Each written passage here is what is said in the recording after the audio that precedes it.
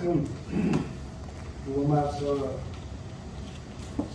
15장 1절에서 13절까지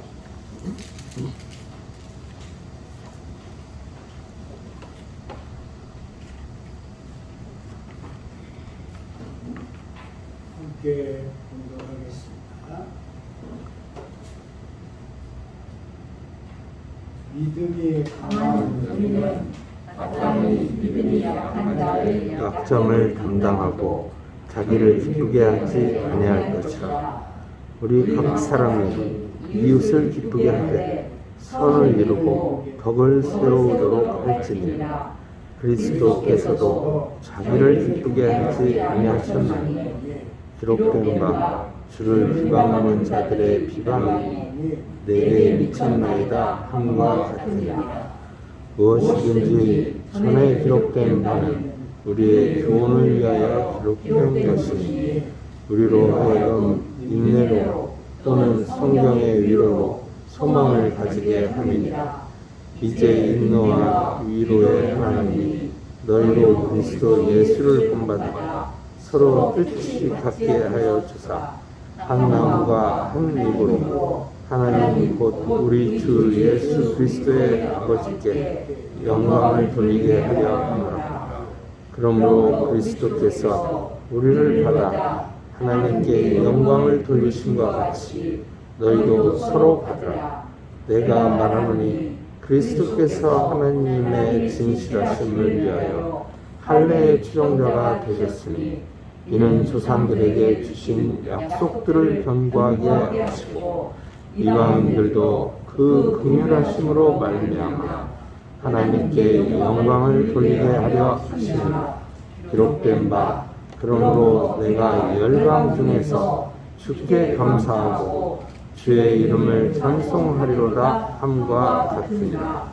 또 이르되 열방들아 주의 백성과 함께 즐거워하라 하였으니 또 모든 열방들아 주를 찬양하며 모든 백성들아 그를 찬송하라 하였으며 또 이사야가 이르되 이새의 뿌리 곧 열방을 다스리기 위하여 일어나시는 이가 있으리니 열방이 그에게 소망을 두리라 하였느니라. 소망의 하나님이 모든 기쁨과 평강을 믿음 안에서 너희에게 충만하게 하사 성령의 능력으로 소망이 넘치게 하시기를 원하노라. 아멘.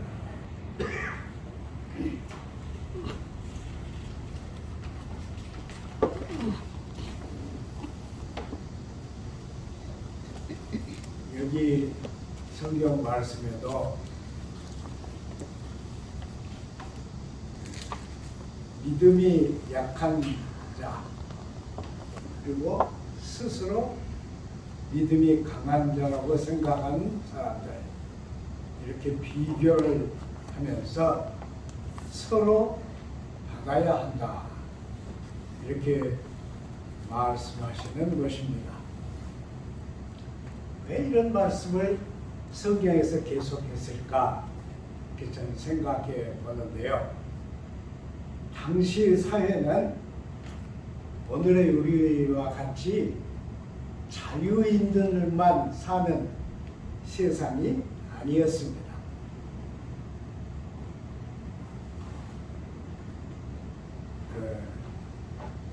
로마 시대 로마 사회는요 자유인이 더 적었습니다.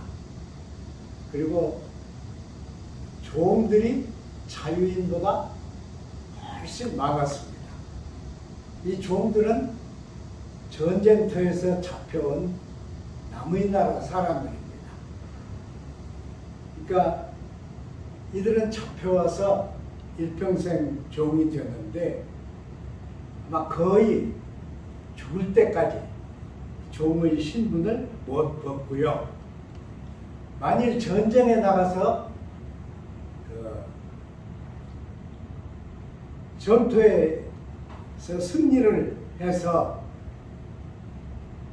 전과를 세우면 이제 나라에서 주인에게 이 사람을 자유인으로, 그러니까 시민으로 이렇게 하도록 권고를 했습니다. 그래서 이제 그렇게 되면 자유인이 되었습니다. 그리고 그 사회에는 귀족들이 있었는데 이 귀족은 한 번 귀족이 되면 거의 영원히 자자손손 귀족이었습니다.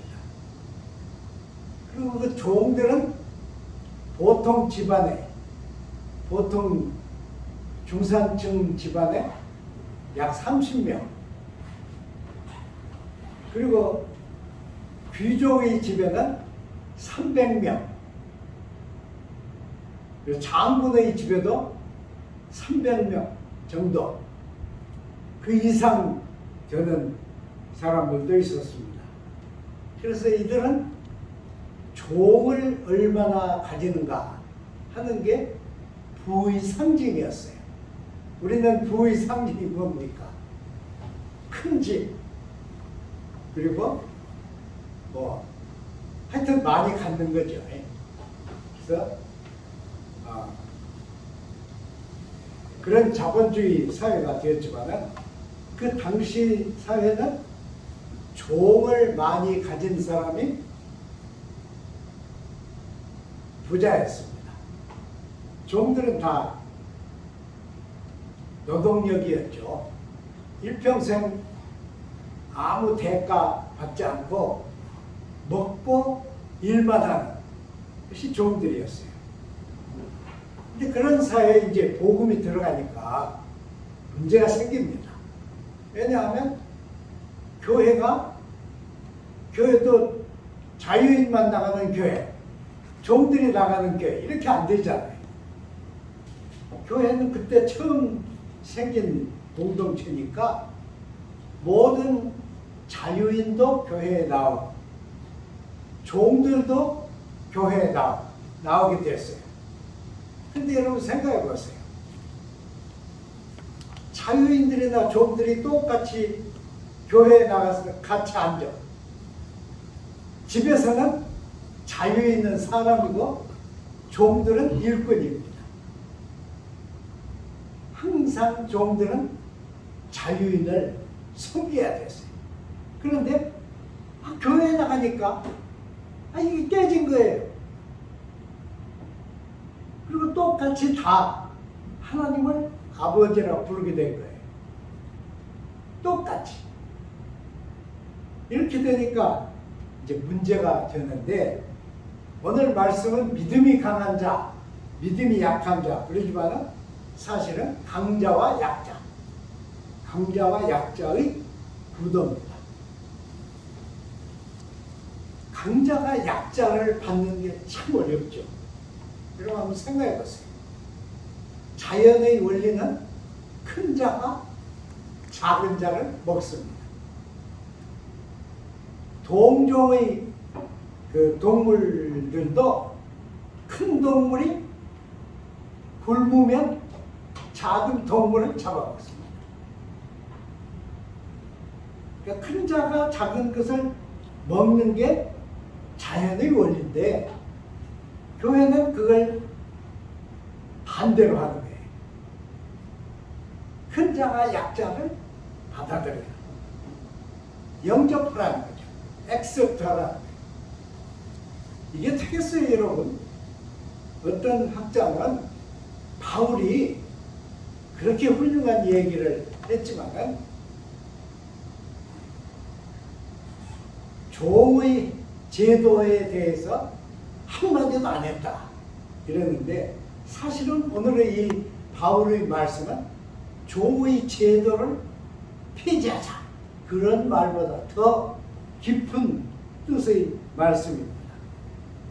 엄청난, 이것은 완전히 다른 차원의 윤리를 제기하는 것입니다. 여러분 생각해 보세요. 집에서 자유 있는 종에게 우리 사회식으로 하면 항상 명령만 합니다. 이거 해라, 저거 해라. 아무리 종이 오라도 저리 가라. 그러면 말 못해요. 그 이상 말 못해요. 종은 사람이 아니었어요. 그런데 교회에서 죽음을 받아들이라는 거예요. 이게 가능합니까? 엄청 어렵죠. 그러니까 이것은 완전히 다른 새 차원의 윤리입니다. 바로 그 새 차원의 윤리를 제시한 거예요. 그러면서 하는 얘기는 그리스도께서도 자기를 기쁘시게 하지 않았다. 그러니까 자기를 그랬지만 우리 식으로 한번 생각하면 자기만을 기쁘게 하지 않으셨다. 그리스도께서 자기만을 기쁘게 하지 않으셨다. 그래서 시편을 인용하죠.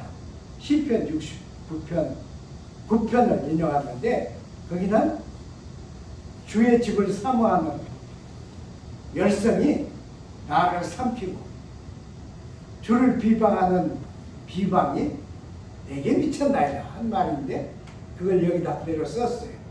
주를 비방하는 비방이 내게 미쳤나이다 하는 말이 예수가 겪은 일이다. 주님이 겪은 일이다. 그러면서 밑에다 이렇게 했어요. 무엇이든지 전에 기록한 말씀은 우리의 교훈을 위한 기록이다. 우리로 하여금 인내로 또는 성결의 안위로 소망을 가지게 하십니다. 이랬어요. 전에 기록한 기록들. 그러니까 이 강자와 약자의 구도를 얘기하면서 구약 얘기를 하는 거예요. 전에 기록된 것도 다 우리가 버릴 것이 아니다. 그건 우리의 믿음을 위한 기록이다. 우리는 대개 지금 기독교인들도 그러죠. 신약, 구약. 어떤 그 사모님이요 성경을 쓴다고 그랬어요. 그런데 성경을 쓰다 보니까 신약은 쉬운데 구약은 어렵잖아요. 그러니까 우리 그 목사님들 모인 데에서 이렇게 얘기를 했어요. 구약은 성경도 아니야. 신약만 성경이야. 우리는 되게 그렇게 생각하기 쉽죠. 그러나 바울은 그게 아니에요. 바울은 정말 그 유대인들이 막 일어서서 바울을 반대하니까 그걸 뚫고 나가기 위해서 엄청 노력을 했지만 구약에 대해서 정말 최대한의 주의를 기울였어요. 만일 구약 말씀을 무시하면 신약을 이해할 길이 없습니다. 그러니까 전에 기록한 말씀들은 모두가 우리의 믿음을 위한 것이다. 사실은 우리의 구원을 위한 것이다. 그래야겠죠. 그런데 그만 사람들이 기독교가 번성해지니까 기독교 안에서 무슨 말이 나왔는가? 특히 유럽 기독교 안에서 무슨 말이 나왔는가? 그러면 이 유대인들이 메시아를 죽였다. 이렇게 한 거예요. 유대인들 이 나쁜 놈들이 메시아를 죽였다. 그걸 또 줄이면 무슨 말이에요? 유대인 메시아 킬러. 그렇게 나간 거예요. 그게 이제 교회에서 쫙 퍼져가지고 온 유럽에 퍼지니까 결국은 히틀러가 그걸 이용한 것이죠. 그래서 이 유대인들은 멸절시켜야 한다. 없애야 한다. 이것들은 잘못된 종자다. 그리고 아리안만 사람이다. 이렇게 했죠. 바울은 그런 사상이 아니죠. 바울의 사상은 전에 기록된 기록들은 다 우리의 믿음을 위한 것이다. 보세요. 하나님이 시간을 언제 지었어요? 우리는 다 하나님이 천지를 지으셨다 그러는데 시간은 지은 그 기록이 없어요. 그래서 시간에 대한 얘기를 맨 처음에 한 사람은 어거스틴입니다. 3세기 어거스틴. 그런데 이 어거스틴이 시간이 어디서 나왔느냐?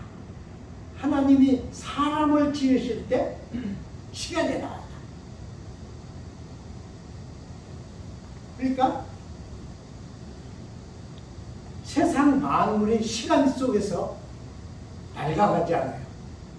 그런데 하나님이 세상을 지으실 때 시간을 지으셨으니까 하나님은 시간 밑에 하나님은 들어가지 않습니다. 그래서 아무리 오래되어도 하나님이 하신 일은 하나님이 하신 일, 하나님이 주신 언약은 하나님이 주신 언약, 이렇게 합니다. 그래서 바울의 이 사상, 전에 기록한 모든 것은 우리의 믿음을 위한 것이다. 우리의 온전함을 위한 것이다. 그랬습니다. 그래서 밑에다가 이렇게 썼어요. 그리스도께서 하나님의 진실하심을 위하여 할례의 수종자가 되셨으니 이는 조상들에게 주신 약속을 견고하게 하시고 이방인으로 그 긍휼하심을 인하여 하나님께 영광을 돌리게 하려 하심이라 그랬습니다. 우리가 다 알잖아요. 그리스도는 유대인 가정에서 태어났습니까? 예수님은 유대인 가정에서 태어나서 며칠 만에, 태어난 며칠 만에, 여드레 만에, 그러니까 일주일 지나고 여드레 되는 날 성전에 갔어요.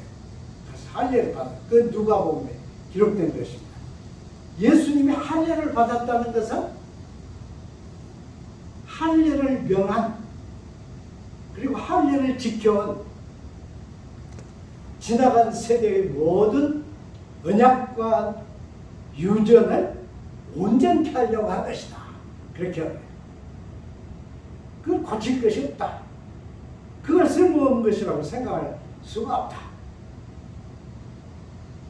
이제 바울이 이런 예수의 종이 되었는데,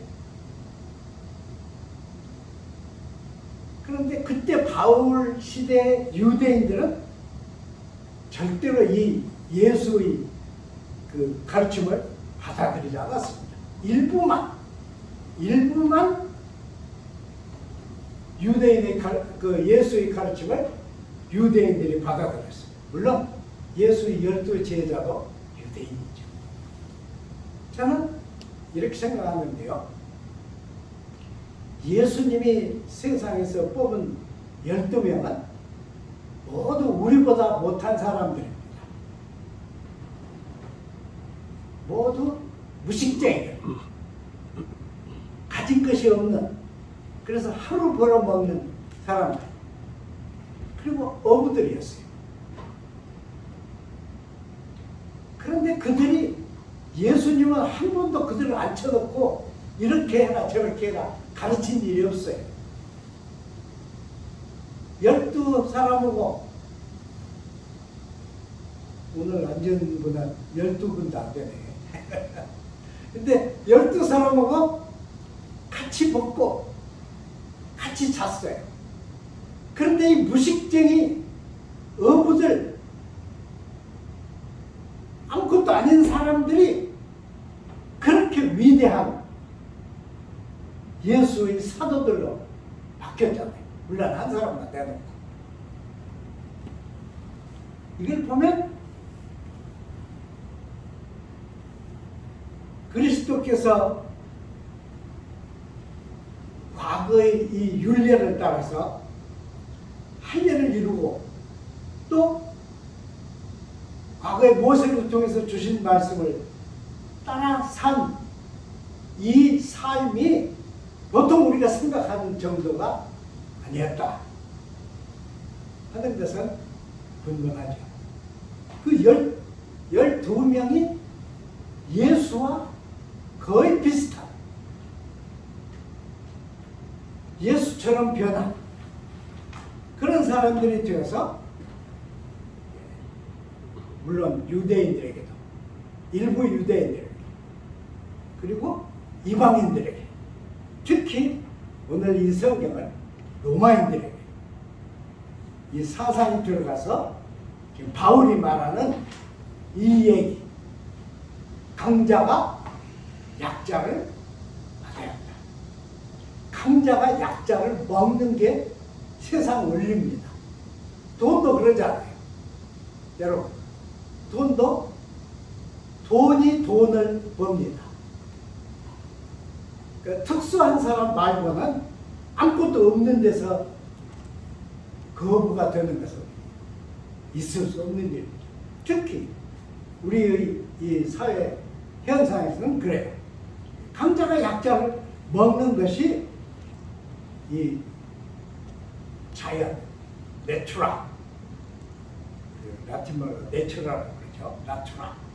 나추럴 원리예요. 그런데 여기는 그렇잖아요. 강자가 약자를 받으라. 이 받으라는 말이 무슨 말이에요? 인간은 모든 인간관계가 이해관계로 이루어집니다. 이해관계가 이루어진 자리에서는 강자가 약자를 받을 수 없습니다. 받아줄 수 없어요. 배척합니다. 저는 그 목사님들 이 여름철에요. 꼭 여름철에 우리는 그 세미나를 했거든요. 그러면 전국에 있는 목사님들이 400명, 500명 모입니다. 그러면 첫날 모인 목사님들은 다 똑같아요. 다 똑같은 옷 입고 넥타이 배우고 목사님 다 넥타이 배잖아요. 그러고 오셨는데 이틀을 지나면요. 제가 아주 놀라운 걸 봤는데 이틀을 지나면 보이지 않는 선이 그어져요. 그래서 교인을 많이 가진 목사님들은 교인을 많이 가진 목사님대로 이렇게. 그리고 지금 시골이나 지방에서 힘들게 목회하는 100명도 안 되는 교인들을 데리고 힘들게 목회하는 목사님들은 또 이렇게. 그걸 뭐라고 해요? 선긋기입니다. 눈에 보이지 않는 선긋기가 거져요. 되게 닷새 동안 세미나를 했는데 처음 첫날하고 이튿날 되면 선긋기가 거집니다. 그래서 이제 우리 직원 목사님들끼리 모여가지고 이것을 깨트리고 융화되게 하려면 어떻게 하겠느냐. 그래 해봐요. 안 됩니다. 그건 되는 게 아니에요. 강자는 강자들끼리, 약자는 약자들끼리. 그리고 실제로 교회도 강자는 약자를 삼킵니다. 안 그래요, 여러분? 서울의 큰 교회들이 그냥 앉아서 그냥 서울 사람들만 모아가지고 큰 교회가 됩니까? 모든 큰 교회는 지방의 모든 신자들 자녀들이 지방의 신자들 자녀들이 다 올라가서 서울교회 가잖아요. 그래서 큰 교회가 됩니다. 그런데 놀랍게도 거기도 선긋기가 명확합니다. 선긋기돼요. 우리 서울에는 형님 동생하고 지내는 목사님이 7분 있습니다. 이 7분은 자기가 타던 차도 동생 그 차 참 좋네. 그러면 형님 가주세요. 그리고 줘요. 그 7분 누구누군지 아세요? 조용기, 나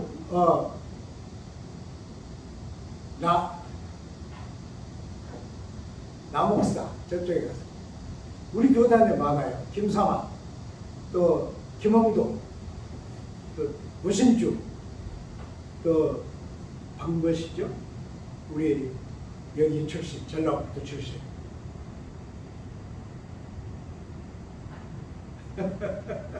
그래서 7분이에요. 7분이 형님 동생 그래요. 그 7분 속에 다른 사람은 못 들어갑니다. 이것이 교회도 형태입니다. 형태. 여러분 보세요. 세상에서 우리가 사람을 뽑는데 얼마나 가립니까? 얼마나 가려요? 엄청 가리죠. 지금은 우리나라가 아주 좋아졌어요. 그래서 사람 뽑는데 뒤에서 누가 전화해가지고 아무개 뽑아라 이런 말 하면 그 자체가 죄가 됩니다. 지금 못해요. 아무도 그렇게 못합니다. 내놓고는. 그런데 이 성경은 반대입니다.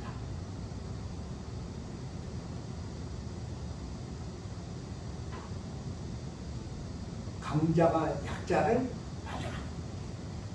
이 설교를 준비하면서 영어 성경은 어떻게 썼는가 그래서 봤더니요.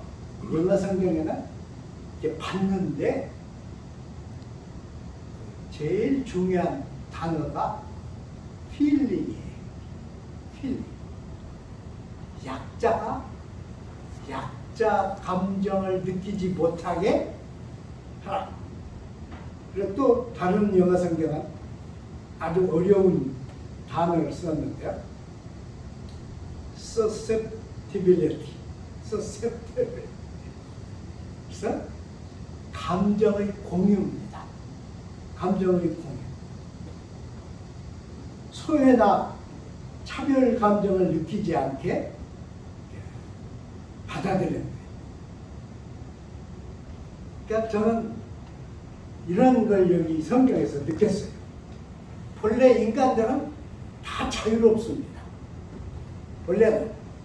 그래서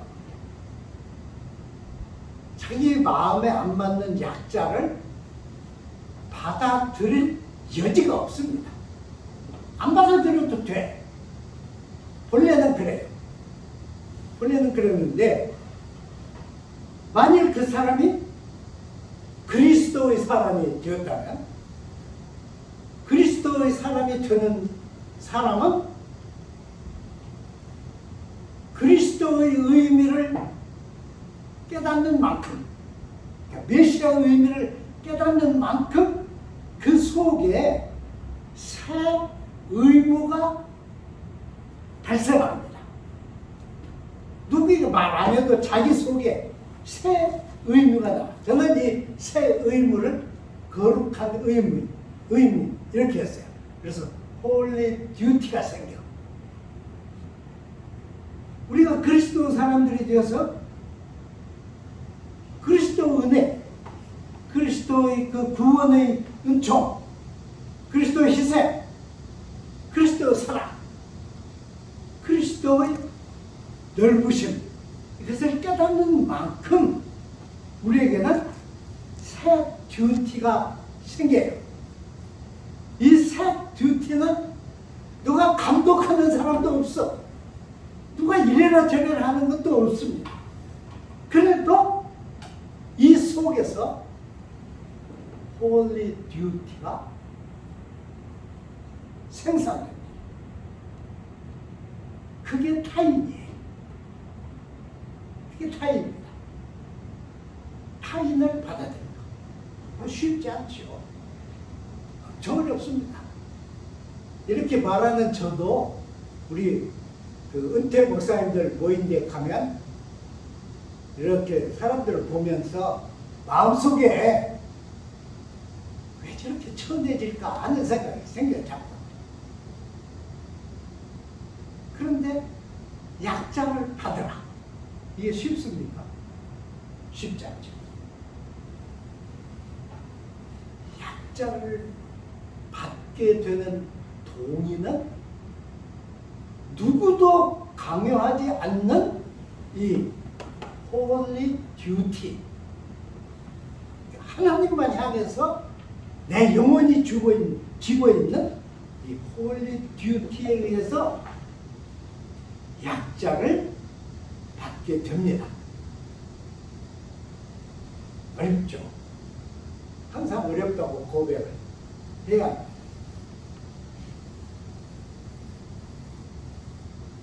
바로 이 약자를 받아들일 수 있는 그 시점이 예수께서 우리에게 가르치신 아가페를 행하는 시점입니다.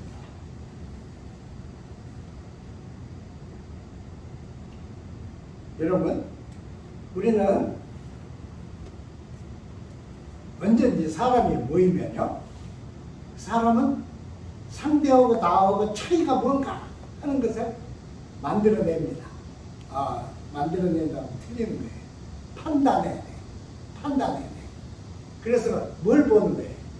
옷을 보죠. 여러분, 옷을 봐. 그리고 그 사람의 언어, 그 사람의 몸가짐, 그런 걸 봅니다. 그러면서 뭐래요? 밀어내는 거예요. 자기가 점심 안 사도 다른 사람이 사는 점심에서도 다른 사람을 밀어내. 그런 마음이 꼭 생깁니다.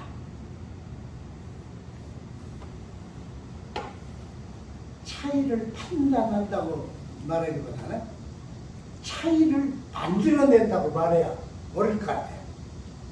제가 제 경험을 두고 보면 늘 그래요. 5명만 같이 앉아서 점심을 먹으면 차이를 만들어냅니다. 그런데 이 차이를 만들어내는 것이 인간이 하는 창조입니다. 그러니까 우리는 창조를 못하잖아요. 창작이라고 하죠. 창작. 그래서 evil creation입니다. evil creation.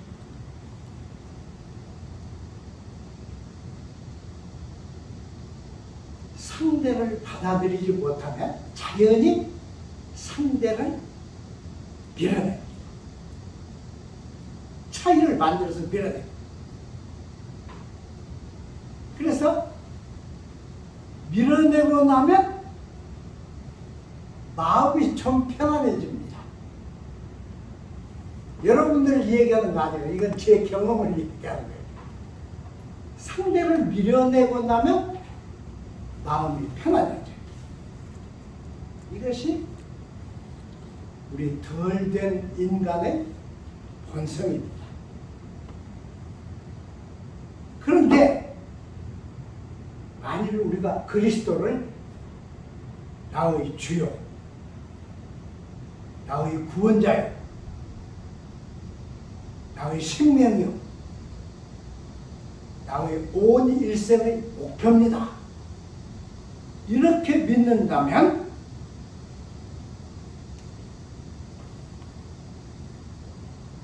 우리는 evil creation을 못합니다.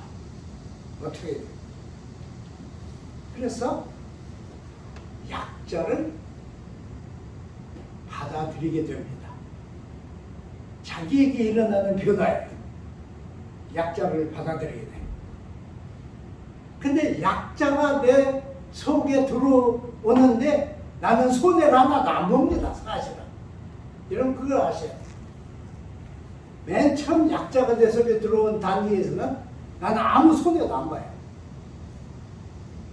근데 약자를 받아들이면 내가 그만큼 확대됩니다. 내가 커져. 내 자신이 그걸 느끼지 못할지라도 나는 커집니다. 내가 커진 그 자리가 그리스도가 들어오실 자리입니다. 내 인격 안에 그리스도의 자리. 그것이 내가 타자를 받아들이면서 내가 확대된 그 자리입니다. 그러니까 그리스도의 영역이 내 속에서 확대되는 거예요. 어렵죠? 그리스도의 영역이 내 속에서 확대되면 그리스도의 영역이 내 속에서 확대되는 만큼 나는 하나님 나라에 가깝습니다. 그리고 그것은 저기 어디에 하나님 나라가 아니고 내 속에 털을 잡고 형성되는 하나님의 나라입니다. 여기가 우리들의 기쁨의 뿌리입니다. 그러니까 이 성경은 엄청 깊은 말씀이에요. 강자가 약자를 받아들이라. 그리스도도 자기의 기쁨을 취하지 않았다. 모든 기록된 말씀들은 우리를 위한 것이다. 그러면 우리는 모든 지나간 모든 진리와 약속을 다 그대로 가지고 거기에 약자들을 받아들입니다. 약자들을 모두 못 받아들이면 먼저 한 약자를 받아들입니다. 한 약자는 온 가정에 꼭 있습니다. 그것은 영어에서는 victimize라고 그래요.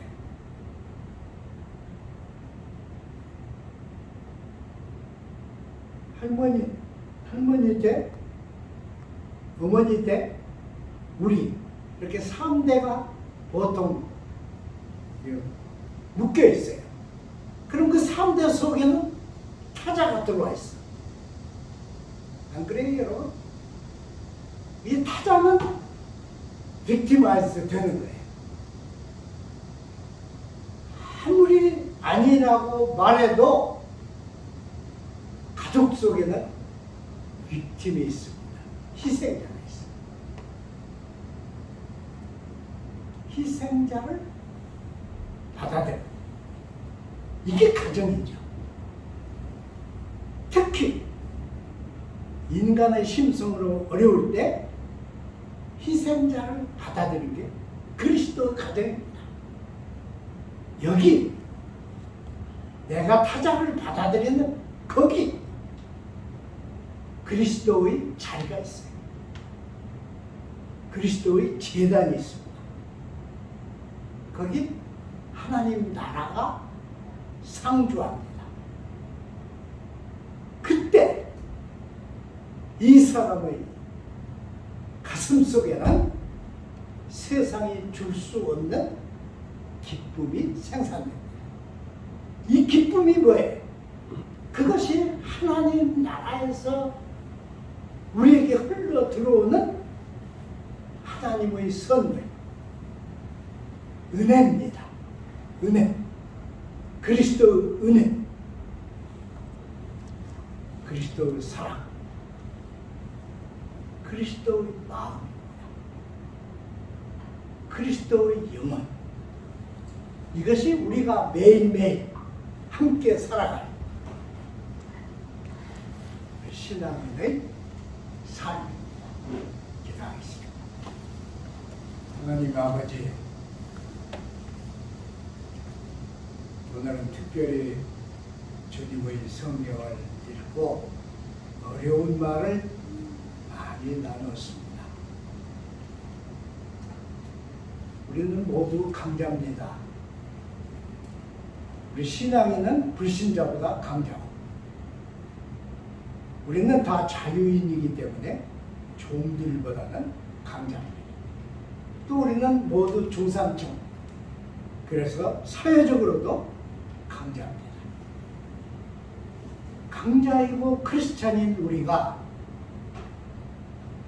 약자인 타자들을 받아들이게 인도하여 주소서. 받아들일 수 있는 마음이 되게 열어 주옵소서. 그 자리에 주님이 계시고 우리를 다스리시고 그 자리가 하나님의 나라가 되게 하여 주옵소서. 예수님 이름으로 기도드립니다. 아멘.